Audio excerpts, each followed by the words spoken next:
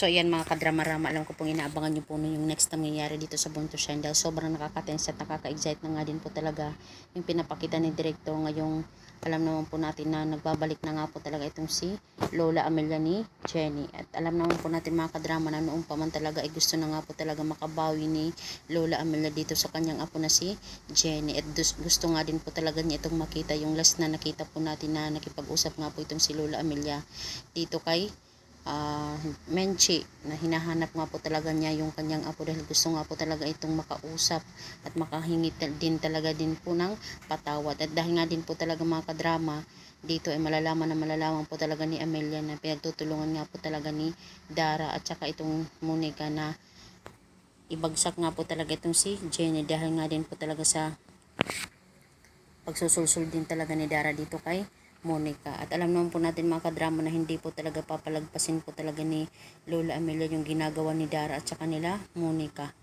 Dahil kahit alam naman po natin na favorite din po talaga na apo ni Lola Amelia itong si Megan, ang gusto lang po talaga ni Lola Amelia na bago po talaga siya mawala ay makapagbigay nga po talaga siya ng kabutihan at hingi ng kapatawaran talaga dito kay Jenny at gagawin po talaga lahat ni Lola Amelia para kay Jenny. At sasabihin din talaga ni Lola Amelia na tingnan nyo ang ganti ko, diba? Dahil posible din talaga itong si Lola Amelia at saka itong si Vanna yung maging magkakampi dito dahil itong si Vanna at saka si Monica yung magkakampi ngayon. Hoping nga po talaga mga kadrama ay gumawa po talaga ng paraan itong si Lola Amelia para hindi po talaga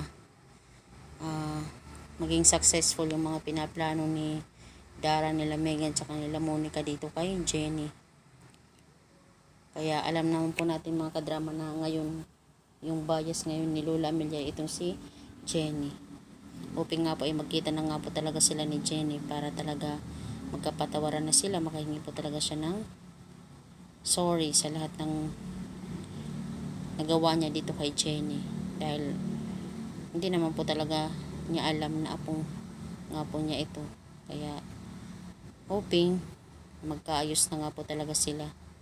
At itong si Dara at saka lalong-lalo na itong si Dara ay talagang kailangan niya pagbayaran ng lahat ng mga nagawa niyang kasalanan.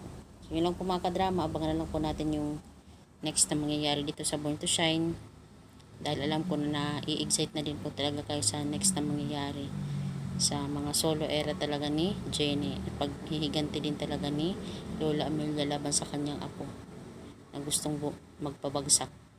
So yun lang po, don't forget to please like, share, and subscribe my channel. Thank you so much for watching. Bye! Abangan na lang po natin yung next na mangyayari mga kadrama.